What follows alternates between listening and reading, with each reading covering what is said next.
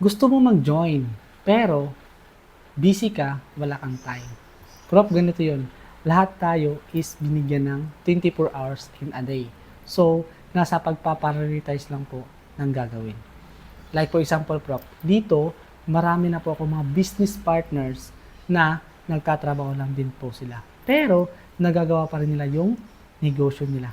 Kasi, part-time lang po nating gagawin. So, ini-insert lang po nila sa free time nila. And, habang nai-insert nila sa free time nila, ayun, paunti-unti po, Prof, kumikita po sila.